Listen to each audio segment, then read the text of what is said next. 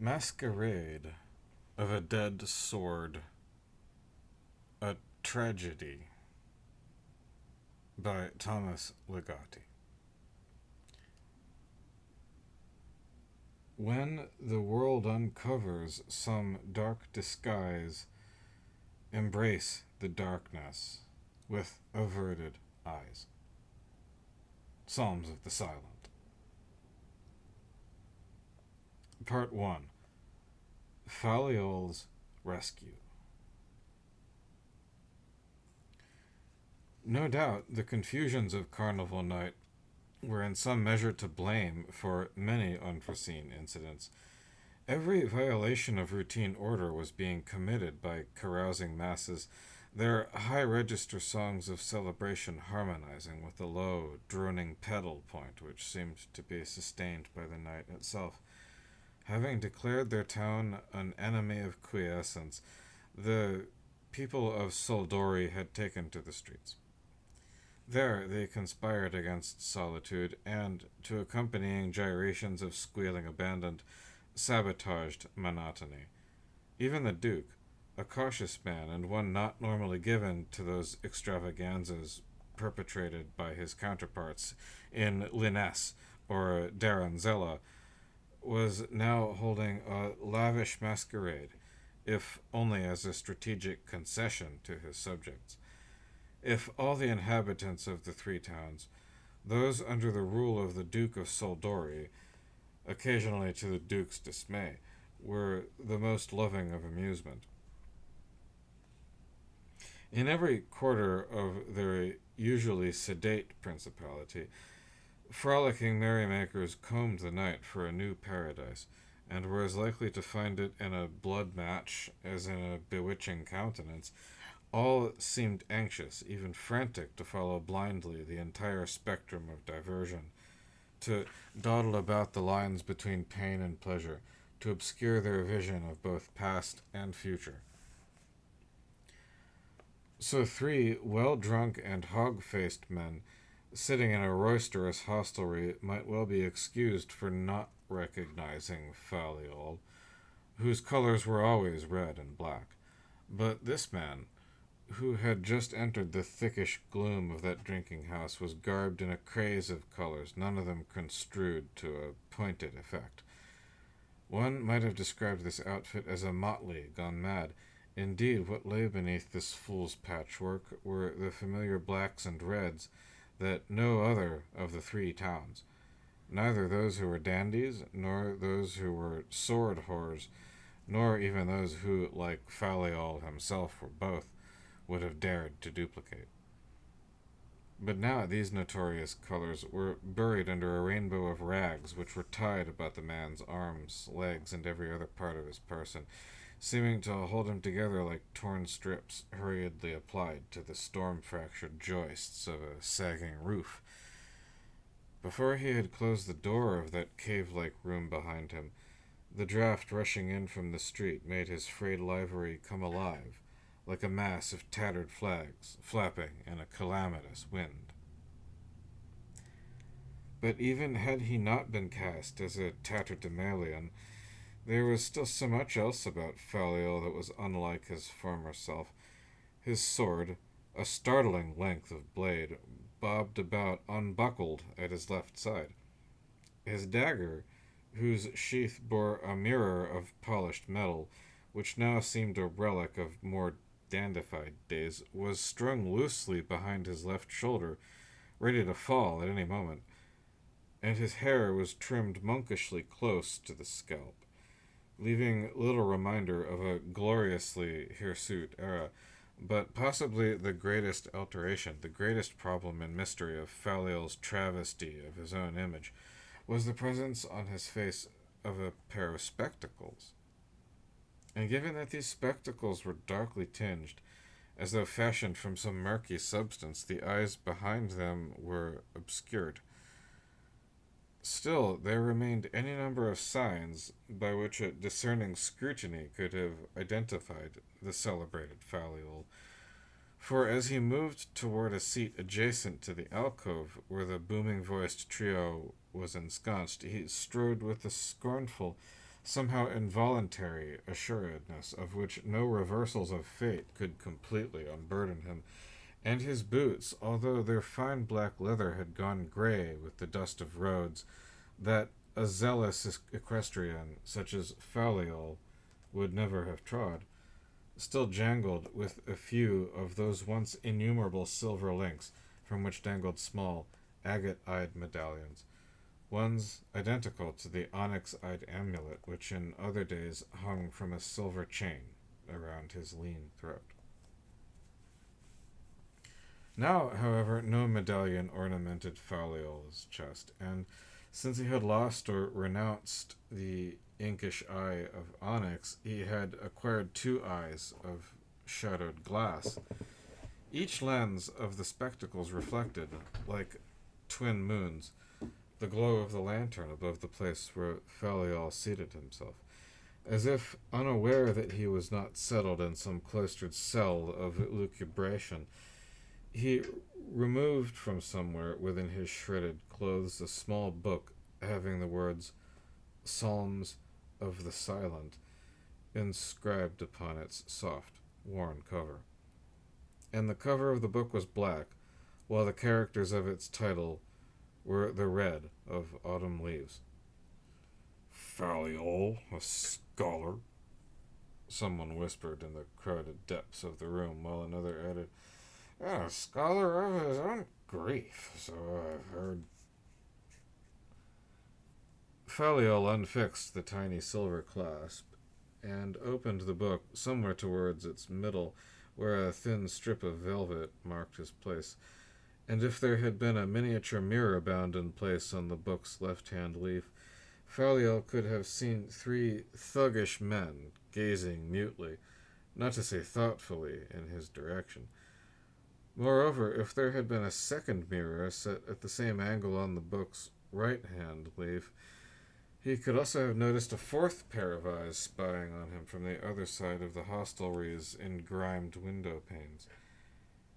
But there were only stern-looking letters, written, to be precise, handwritten, in Faliol's own hand, upon the opposing leaves of the book.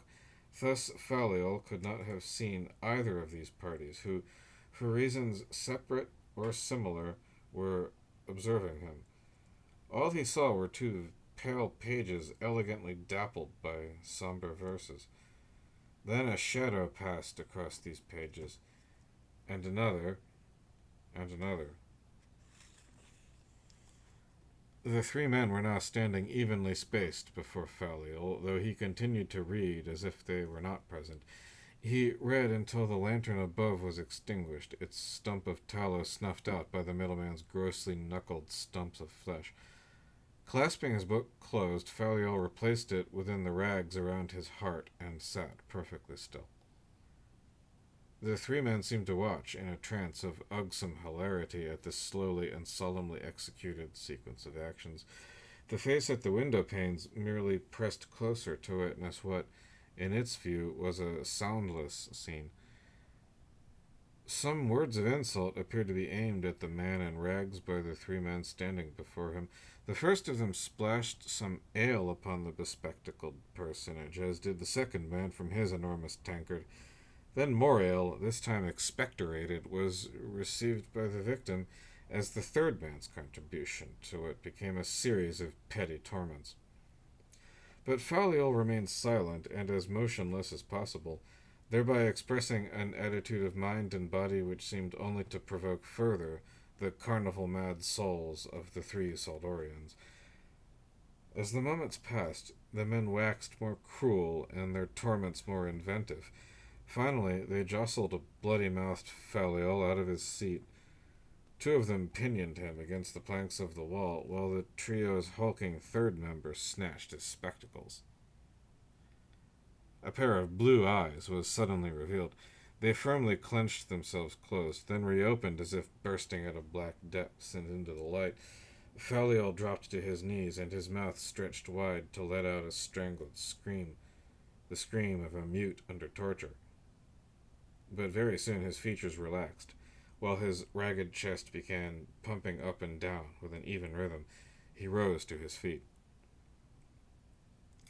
The one who had taken Faliel's spectacles had turned away, and his clumsy fingers were fiddling with delicate silver stems, fumbling with two shadowy lenses that were more precious than he knew.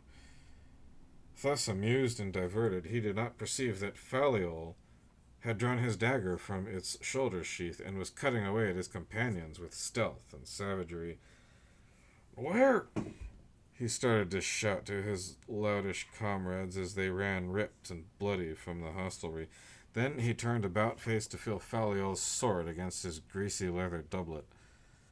He must have seen, that the blade was unclean, but very sharp, and he must have felt it scrape playfully against the chain-mail vest concealed beneath his doublet's sorry cover. Soon Faliol was lowering his blade until it reached the spot where the vest's protection no longer protected. "Now put them on that you might see," he instructed the giant, who held what appeared in his hands to be tiny toy spectacles. "Put them on," he repeated in the toneless voice of one who is dead to all appeasement or mercy. The giant, his lip-licking tongue visibly parched, obeyed the command. Upon doing so, his body went rigid and became as if fastened to the floor on which it stood. Everyone in the room leaned closer to see the giant in dark spectacles, and so did the well-groomed face at the hostelry window. Most of the men laughed, drunkenly and anonymously, but a few remained silent, if they did not in fact become silent at this sight. "And a scholar of the wildest folly, too," someone whispered.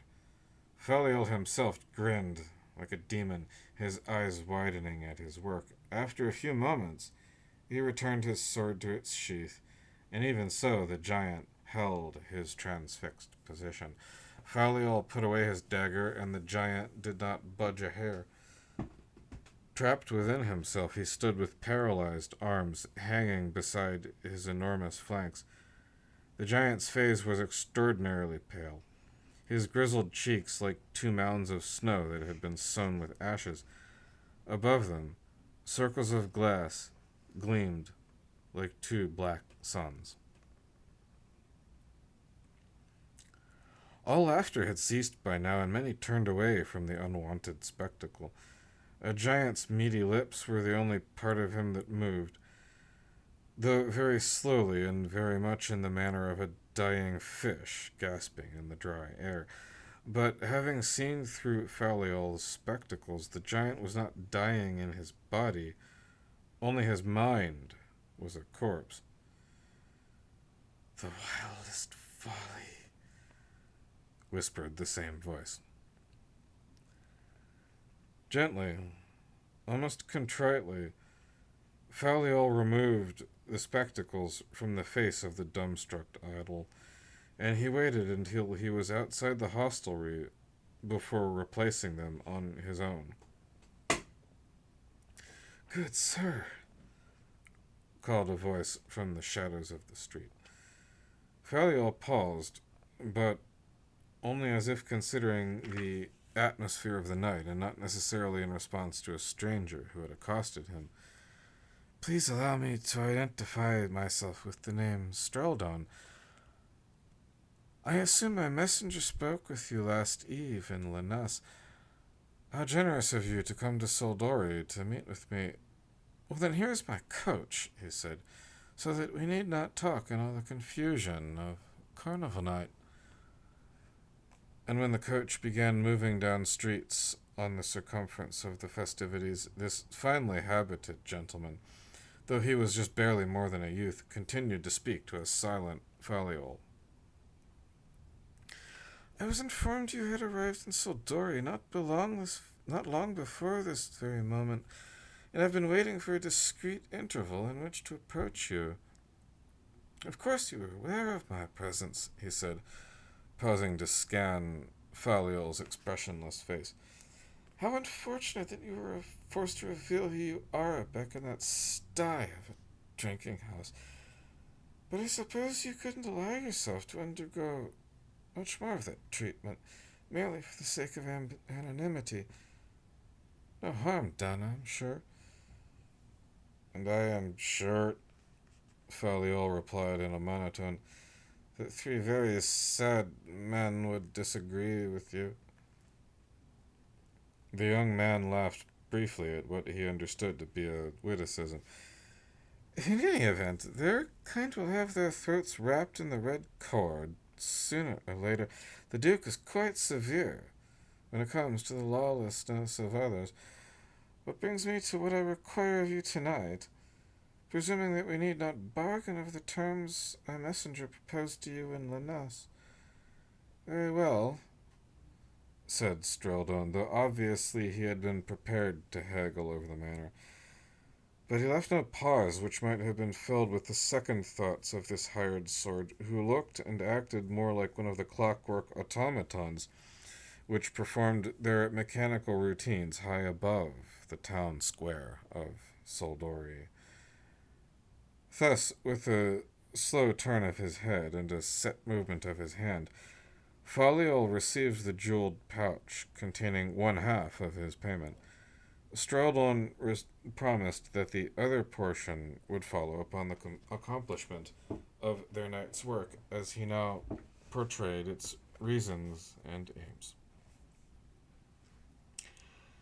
It seemed there was a young woman of a noble and wealthy family, a princess in all but title, whom Streldon loved, and who loved him in return, accepting his proposal of marriage and cleaving to his vision of their future as two who would be one. But there was also another, who was called Ivinga, though Streldon referred to him thereafter as the sorcerer. As Streldon explained the situation, the sorcerer had appropriated the young woman for himself. This unnatural feat was achieved, Streldon hated to say, not only through the powerful offices of the Duke of Soldori himself, but also with the willing compliance of the young woman's father. Both men, according to Streldon, had been persuaded in this affair because the sorcerer had promised to supply them, by means of alchemical transmutations of base metals into gold and silver, with an unending source of riches to finance their wars and other undertakings of ambition. Without bothering to embellish the point, Streldon declared that he and his beloved, in their present state of separation, were two of the most wretched beings in the world, and desperate for assistance in their struggle to be reunited. And that carnival night would be the last opportunity for Faliol to untangle them from the controlling strings of the sorcerer and his compatriots. "Do I have your attention, sir?" Streldon asked. Faliol vouchsafed his understanding of the matter by repeating to its last detail Streldon's account of his plight. "Well, I'm glad to know that your wits are still in order, however distracted you may seem. I have heard certain rumors, you understand. In any event, tonight the sorcerer is attending the Duke's masquerade at the palace. She will be with him. Help me steal her back, so that we may both escape from Soldori, and I will fill that empty part of your pouch." Faliol asked if Streldon had possessed the foresight to have brought along a pair of costumes to enable their entrance to the masquerade. Streldon, somewhat vainly, produced from the shadows of the coach two such costumes, one that was appropriate to a knight of the old days, and the other that of a court jester of the same period. Faliol reached out for the wildly patterned costume with the jeering mask. "But I am afraid," said Streldon, "that I intended that costume for myself. That other is more suited to allow your sword—" "No sword will be needed," Faliol assured his nervous companion. "This will be fitting," he added, holding the hook-nosed fool's face opposite his own. They were now traveling in the direction of the palace, and Soldori's carnival began to thicken about the wheels of Streldon's coach. Gazing about the nocturnal confusion, Faliol's eyes were as dark and swirled with shadows as the raving night itself.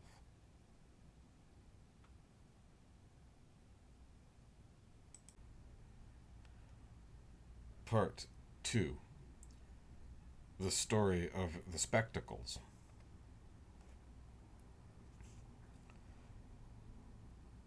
His eyes fixed and clouded as a blind man's, the mage sat before a small circular table upon which a single wax taper burned in a silver stick.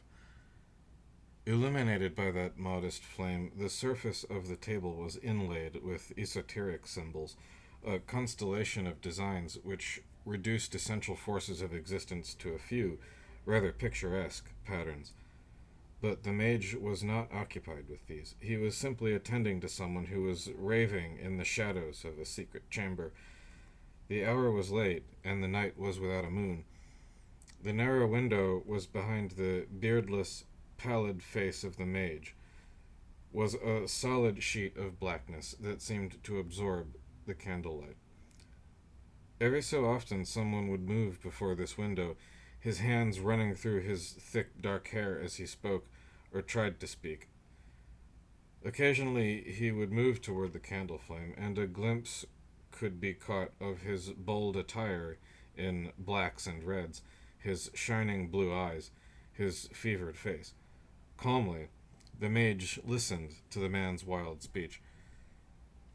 Not if I have become mad, but of what my madness consists of is the knowledge I seek from you. And please understand that I have no hopes, only a searing curiosity to riddle the corpse of my dead soul.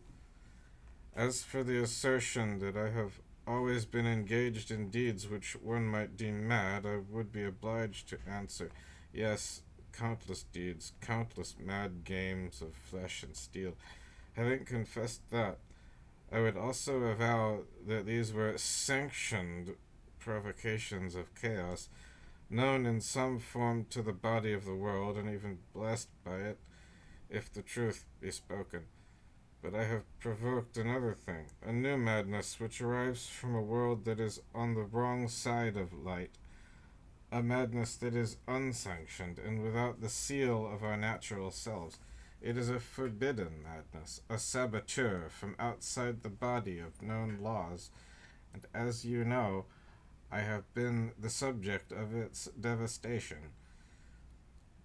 Since the madness began working its ruin upon me, I have become an adept of every horror which can be thought, or sensed, or dreamed.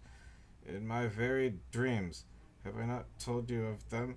There are scenes of slaughter without purpose, without constraint, and without end. I have crept through dense forests, not of trees, but of tall pikes planted in the earth, and upon each of them a crudely formed head has been fixed. These heads all wear faces, which would forever blind the one who saw them anywhere but in a dream. And they follow my movements not with earthly eyes, but with shadows rolling in empty sockets. Sometimes the heads speak as I pass through the uncanny ranks, telling me things I cannot bear to hear, nor can I shut out their words. And I listen until I have learned the horrors of each brutal head. And the voices from their lacerated mouths, so clear, so precise to my ears, that every word is a bright flash in my dreaming brain, a brilliant new coin minted for the treasure house of hell. At the end of the mad dream, these heads endeavor to laugh, creating a blasphemous babble which echoes throughout the terrible forest. And when I awaken, the night continues to reverberate with fading laughter. Yet why should I speak of waking from these dreams? For to awaken, as I once understood this miracle, means to reclaim a world of laws, which for a time were lost, to rise into the light of the world as one falls into the darkness of dream. But for me there is no sense of breaking through the envelope of sleep.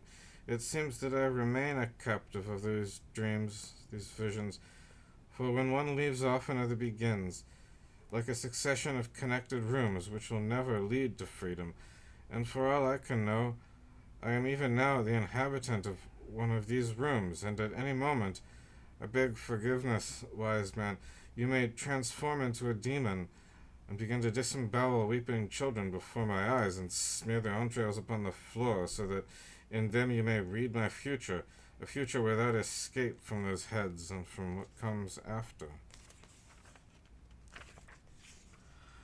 For there is a citadel in which I am a prisoner, and which holds within it a type of school, a school of torture, ceremonial stranglers, their palms grooved by the red cord, stalk the corridors of this place, or lie snoring in its shadows, dreaming of perfect throats. And somewhere the master Carnifex, the supreme inquisitor, waits as I am taken from my cell and dragged across stone floors, until I am finally presented to this fiend with witless, rolling eyes. Then my arms, my legs, everything is shackled, and I am screaming to die, while the torture of the question... Enough, said the mage, without raising his voice. Yes, enough, the madman said, and so have I said numberless times, but there is no end, there is no hope, and this endless, hopeless torment incites me with the desire to turn its power on others, and even to dream of turning it on all. To see the world drown in oceans of agony is the only reason which now brings me any relief from my madness. From a madness which is not of this world. Though neither is it of any other world, said the mage in the same quiet voice. But I have also had visions of butchering the angels, replied the madman, as if to argue the irreparable nature of his mania. You have envisioned precisely what you have been made to envision, and nothing that has risen from your own true being. But how could you have known this, when it is the nature of what you have seen, this anima mundi of the oldest philosophers and alchemists, to deceive and to pose as the soul of another world, and not as the soul of the world we know? There is only one world and one soul of that world, which appears in forms of beauty or bravery or madness according to how anima mundi would turn you, and no ordinary devising may turn you away from what it wills. This is the power that has made you what you now are, and would unmake you for its own design. It has played with you as it would a puppet. Then I will make myself its destruction. You cannot. Your very wish to destroy it is not yours, but that of the thing itself. You are not who you are. You are only what it would have you be. You speak as if it were a god of deceit and illusion. There is no other or truer way to speak of it. But no further words now, finished the mage. He then instructed the madman to seat himself at the table of arcane designs, and to wait there with eyes calmly closed. And for what remained of that moonless night, the mage worked in another part of his dwelling, returning to the wretched dreamer just before dawn. In one of his hands was the product of his labors, a pair of strangely darkened spectacles, as if they had shadows sealed within them. These he fitted to the madman's face. Do not yet open your eyes, my unhappy friend, but heed my words. I know the visions you have known, for they are among the visions that all were born to know. There are eyes within our eyes, and when these others open, all becomes confusion. The meaning of my long life consists of the endeavor to seize and settle these visions, until my natural eyes themselves have altered in accordance with my purpose. Now, for what reason I cannot say, anima mundi has revealed itself to you in its most essential aspect, that of chaos at feast. Having seen the face behind all its others, your life can never again be as you have known it. All the pleasures of the past are now defiled, all your hopes violated beyond hope. There are things which only madmen fear, because only madmen may truly conceive of them, Your world is presently black, with the scars of madness, but you must make it blacker still in order to find any solace. You have seen both too much and not enough. Through the shadow-fogged lenses of these spectacles, you will be blinded so that you may see with greater sight. Through their darkly colored glass, anima mundi will diffuse into nothingness before you. What would murder another man's mind will bring yours peace. Henceforth, all things will be in your eyes, a distinct play of shadows that fretfully strive to engage you, ghosts that clamor to pass themselves as actualities, masks that desperately flit about to conceal the stillness of the void behind them. Henceforth, I say, all things will be reduced in your eyes to their inconsequential essence, and all that once shined for you, the steel, the stars, the eyes of another, will lose its luster and take its place among the other shadows. All will be dulled in the power of your vision, which will give you the ability to see that the greatest power, the only power, is to care for nothing. Please know that this is the only means by which I may help you. You have been made ready to receive this salvation by your very torments. Though we cannot overthrow the hold that anima mundi has on the others of this earth, we must still try as we can, for as long as the soul of the world has its way, it will grieve all in whom it lives. But it will not live in you on the condition you obey one simple rule. You must never be without these spectacles, or your furies will return to you. There. Now, you may open your eyes.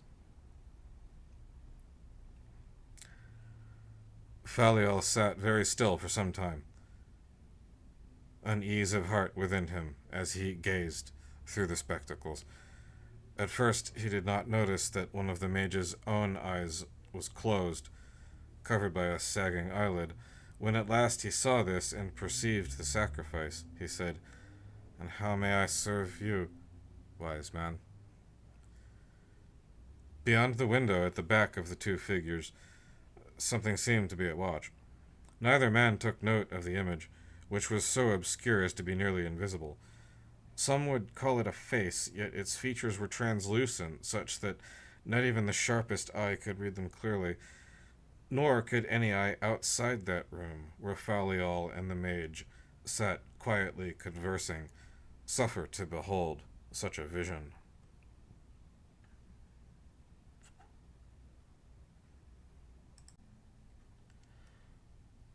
Part 3. Anima Mundi.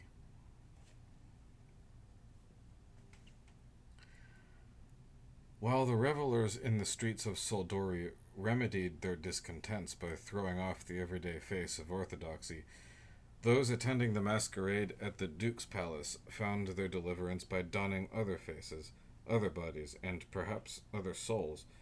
The anonymity of that night, no unmasking was expected to be held, enabled a multitude of sins against taste, from the most subtle to the most grotesque indiscretions. The society of the court had transformed itself into a race of gods, or monsters, competing at once with the brightest and highest of stars and the strangest of the world's lower creatures. Many would undoubtedly spend the succeeding days or weeks in darkened rooms behind closed doors, so that the effects their disguises had wrought on their bodies might be known to no one. For a few rare spirits, this by necessity would be their last appearance in the eyes of the court before a final seclusion. All were quite clearly arrayed, as if something unparalleled and possibly conclusive was to occur that night. Musicians played in several of the palace's most sumptuous and shimmering halls. Glittering glasses were filled by fountains of unnaturally colored wine, and maskers swarmed about like living gargoyles freed from the cathedral's stone.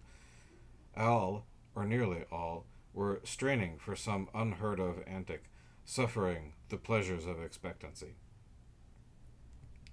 But as the hours passed, hopes dissolved. The Duke, in essence a simple man, even a dull one, took no initiative to unloose the abundant possibilities of the masquerade, and, as if instinctively aware of these perilous directions, he restrained the efforts of others to pursue them, and thereby digress in a wayward manner from the knight's steadily unwinding course. No petitioning could sway him. He allowed several odd witticisms to pass unacknowledged, and he feigned that certain dubious suggestions and proposals were abstruse to his mind. Unnourished by any source within the Duke's character, every attempt at innovation curled at its colorful edges and died. The initial strangeness of the masked gathering went stale. Voices began to sound as though they were transacting business of some tedious sort, and even the sight of a jester, albeit one with darkness within the eyes of his mask, offered no special merriment to this sullen assembly. Accompanying the jester, who made no lively movements, was a knight out of armor, dressed in radiant blues and golds, a crusader's cross emblazoned upon his chest, and over his face a white silk mask of blandly noble expression. The odd duo progressed from room to room of the palace as if they were negotiating a thick wood in search of something or someone. The knight was manifestly nervous, his hand too obviously ready to go for the sword at his side, his head patrolling with skittish alertness the bizarre world around him. The jester, on the other hand, was altogether composed and methodical, and with excellent reason. He knew, as the knight did not, that their purpose was not a difficult one, as they would enjoy the complicity of Vinga himself, whom the knight had called the sorcerer, but whom the jester knew to be the wise man mage in disguise. With this advantage, Faliol might easily assist the knight in escaping Soldori. Not that such heroics were any longer of concern to Faliol, who was merely serving the mage in a machination to break the Duke. The alchemical transformation that the ruler desired would indeed take place, though not precisely as promised. What reserves of wealth the Duke and his sorceress conspirator possessed would tonight undergo, as per the plan of the mage, a reverse alchemy that would leave them paupers. And then his work would be done in Soldori, such as he could accomplish what he set out to do. The knight and the jester now paused at the arched entrance to the last and most intimate of the masquerade's many rooms. Pulling at the knight's golden sleeve, the jester angled his pointed, sneering muzzle toward a costumed pair in the far corner. The indicated figures were apparelled as monarchs of the old days, a king and queen in ancient robes and stoles and many-horned crowns. "How can you be sure they are the ones?" whispered the knight to the buffoon at his side. "Approach and take her hand, you will be sure. But say nothing until you have led yourselves back through these rooms and to freedom." "But the king might well be the sorcerer in disguise," objected the knight. "He could have us both executed." "Do as I tell you, though I cannot tell you all. You will see me greet the king, and caper about as his jester. Believe me when I say that he is no sorcerer, only one who does what he can in this world against powers that can never be undone. And he has been working for your cause even before you knew of its troubles. Trust me that all will be well." "I do trust you," said the knight, as he furtively stuffed a jeweled pouch twice the size of the first into the belt of the jester, though Faliol cared nothing for the copious reward. The two characters separated and merged with the murmuring crowd. The jester arrived first at their destination. From a distance, he seemed to speak a few words into the king's ear, and then suddenly leaped back to play the fool before him, hopping about wildly. The knight bowed before the queen, and then, without ostentation, led her away to other rooms. Though her mask covered the expression beneath it, the manner in which she placed her hand upon the knight's appeared to reveal her knowledge of his identity. After they had gone, the jester ceased his antics and stood close to the statue-like king. I shall watch the Duke's men around us, who may have been watching you, wise man. And I shall see that our two little babes find their way through the forest, replied the mock monarch, who abruptly strode off. But that was not part of your design, thought Faliol, and neither was the king's roguish voice that of the solemn mage. The dark eyes of the jester's mask followed the movements of the impostor until he became lost in the throng. Faliol had just started in pursuit when a strange commotion in another part of the palace educed much talk on all sides. It seemed that something unheard of had finally occurred, though it did not gladden any of those who had hoped for a unique happening on that carnival night. The disturbance originated in the centermost of that labyrinth of capacious rooms composing the arena of the Masquerade. To the surrounding, as well as the more peripheral rooms, including the one in which Faliol was now caught by the crushing crowd, there first traveled what sounded like cries of amusement. These quickly transformed, however, into ambiguous outbursts of surprise unto the edge of shock. Finally, the uproar took on the character of intense horror, all voices in alarm and confusion. Tidings passed rapidly, though less and less reliably, from mouth to mouth, room to room. Something terrible had happened, something which had begun, or was initially perceived, as a fabulous hoax. No one knew exactly how it was possible, but there suddenly appeared an outlandish spectacle in the midst of the most congested room of that night's affair. The matter of the event was that two participants in the masque, without being spied by those around them, had donned costumes which went far beyond the most gruesome seen beforehand at the palace gathering. Although among some persons, word circulated about semblances mostly akin to giant leeches or worms, for they did not walk upright, but writhed along the floor as if absent of bones.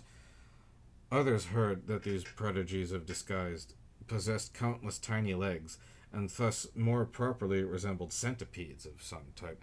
Still others averred that what was now in their company were not masqueraders, but things inhuman in nature, having many taloned claws, reptilian tails, serpent faces, and an overall composition of fantastical beasts which could not be dissembled by man nor woman. But whatever may have constituted the true substance and form of these beings, at some stage they affected the crowd with a panic past all reckoning, and however subsequent actions were construed to transpire, the consequence was that these bizarre intruders were hacked and torn and trampled owing to an unreasoning revulsion for their aspect, or many aspects. Tragically, once the massacre was accomplished, it was not the slaughtered remains of two uncanny monsters that the masqueraders, their masks removed, looked down upon. Instead, it was two of their own, a knight and queen of the old days, whose blood was spreading across the ornate designs of the palace floor. Their bodies, which they had feared would be lastingly parted, were now all but indistinguishable from each other. Throwing off his jester's face, Faliol worked himself near enough to the scene to view the horror with his own shaded eyes. A tragedy, yes, but not such that would return Faliol to his furies, for the image he saw immediately took its place among the seamless and unending flow of hellish Edola, which constituted Anima Mundi, and which, in his vision, was a monotonous tapestry of the terrible, ceaselessly unfurling itself in the faintest shades of grey. Thus, the appalling tableau was neither more nor less sinister in his sight than any other which the world might show him. "Look again, Faliol," said a voice at his back, as a forceful boot propelled him toward the carnage. But why was everything painted with such brilliance now, when a moment ago it was all so insipid? Why did every piece of mutilated flesh pulse with color? And why was Faliol wholly benumbed by these red-smeared forms and their unhappy fate? He had been charged to save them, and he could do nothing. His thoughts were now careening wildly through crimson corridors within him, madly seeking solutions, but falling at every turn into blind corners and flailing in vain against something immovable, impossible. He pressed his hands over his face, hoping to blind himself to the scene, but everything remained invincibly there before his eyes. Everything save his spectacles. Now the Duke's voice broke the brief lull of the dazed and incredulous assembly. The enraged sovereign shouted orders, demanded answers. How justified had proved his misgivings concerning the masquerade. He had long known that something of this nature might occur, and had done what he could to prevent its coming to pass. On the spot, he outlawed all future occasions of this kind, and called for arrests and interrogations, the torture of the question to be liberally implemented. Exodus was instantaneous. The palace became a chaos of fleeing freaks. Faliol, called a voice that sounded too clear, within all the confusion to have its origin outside his own mind. I have what you're looking for. They're with me now, right here in my hand, not lost forever.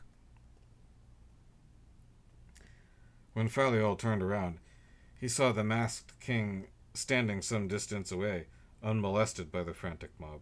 The king was holding out the spectacles as if they were the dangling head of a conquered foe. Fighting his way toward the unknown persecutor, Faliol would chase him down and reclaim sanity, though not before he had barbarously dispatched the fiend. Yet he could not catch up to this figure, which led him through all the rooms where the masquerade once flourished, and then deeper into the palace. At the end of a long, silent corridor, the gaudy, flapping train of a royal robe disappeared through a doorway. Faliol followed the shape, and at last entered a dim chamber with a single window, before which stood the mummer who taunted him. The spectacles were still held by the velvet fingers of a tightly gloved hand. Watching as the dark lenses flashed in the candlelight, Faliol's eyes burned as much with questions as with madness. "Where is a mage?" he demanded. "The mage is no more." "Then tell me who you are, before I send you to hell." "You know who I am. But say I'm a sorcerer, if that is well with you." "And you killed the mage as you did the others." "The others? How could you have not heard that rattling pantomime of those swords and swift feet? Did you not hear that there was a pair of Leviathan leeches, or something in that way, menacing the ghosts? True, I had a hand in the illusion, but my hand contained no gouging blade. A shambles. You saw it with your own eyes." "In their fate you saw your own future. Even a sorcerer may be killed." "Agreed, though I think not by your hand." "Who are you to have destroyed the mage?" "In fact, he destroyed himself.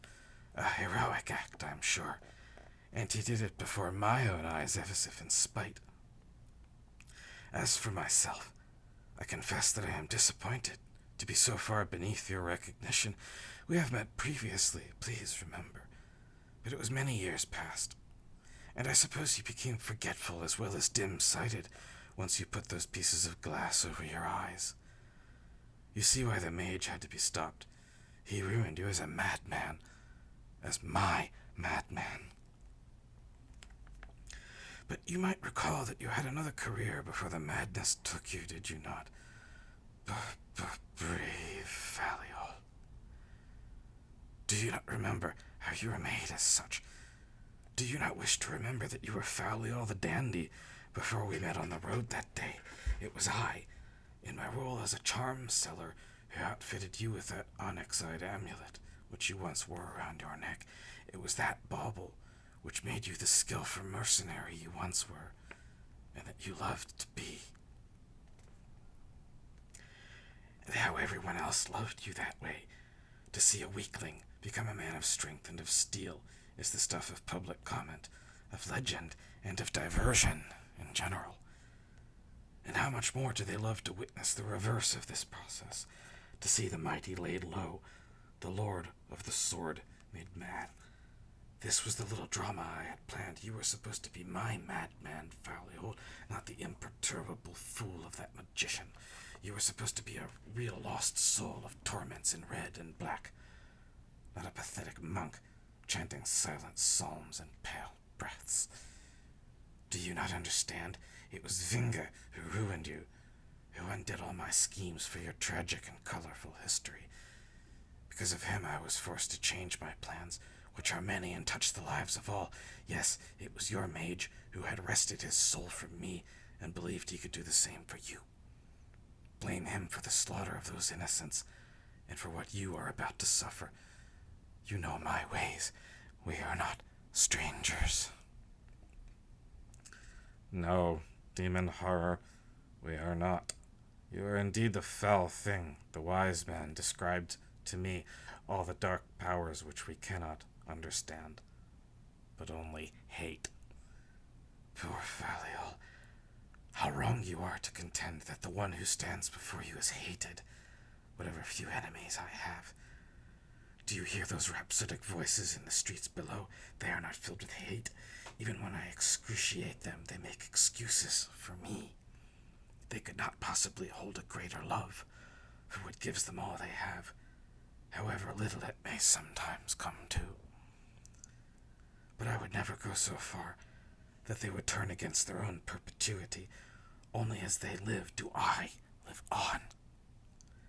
And the exceptional destinies of heroes and magicians, of kings and queens, saints and martyrs, these have special roles to perform in my scheme. From the highest to the lowest, they are all my children, and through their eyes I see my own glory. You see but your own foulness. No, the foulness is yours alone to lay eyes on, my dear Faliol. For these, enamored of their continuance, no foulness exists. You have worn these spectacles too long, and, to my disappointment, still see too much.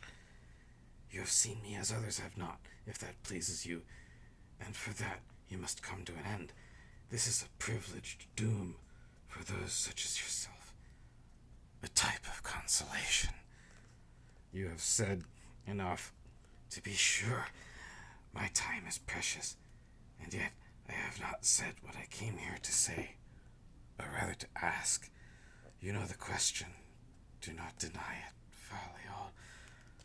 The one you dreamed in those mad dreams I sent you.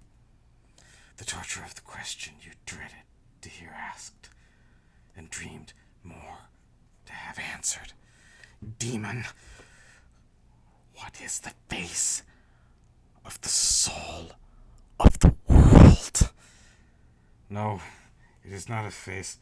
It is only... Yes, there is a face, Faliol, and you will see it, said the masked figure as it peeled away its mask. But why have you hidden your eyes that way, Faliol? And why have you fallen to your knees? Do you not appreciate the vision I have shown you? Could you ever have imagined that your existence would lead you into the presence of such a sight? Your spectacles cannot save you now. There are only so much glinting glass. Hark to my grinding them underfoot upon the cool marble of the floor. No more spectacles, Faliol, and I think, too, no more Faliol. Can you understand what I am telling you now, Jester? What have you to say? Nothing. How black your madness must be to make you so rude. How black. But see, even if you will not, how I have provided these escorts to show you the way back to the carnival, which is where a buffoon belongs. And be sure that you make my legions of admirers laugh, or I will punish you. Yes, I can still punish you, Faliol. A living man can always be punished, so remember to be good. I will be watching. I am always watching. Farewell, then, fool. A glazen-eyed guard on either side of him, Faliol was dragged from the Duke's palace and given to the crowd which still rioted in the streets of Soldori. And the crowd embraced the mad jester, hoisting his jingling form upon their shoulders, shaking him like a toy as they carried him along.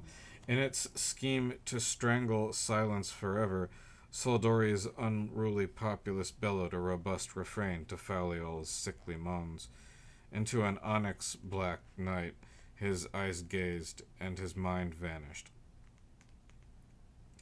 But there must have been some moment, however brief, in which Faliol regained his old enlightenment, and which allowed him to accomplish such a crucial and triumphant action.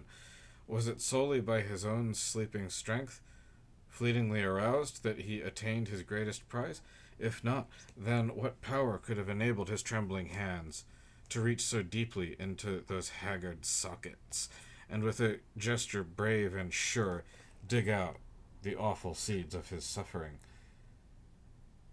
However it was done, the deed was done well, for as Faliol perished, his face was flushed with a crimson glory, and the crowd fell silent, and a new kind of confusion spread among them, those heads which were always watching, when it was found that what they were bearing through the streets of Soldori was only Faliol's victorious corpse.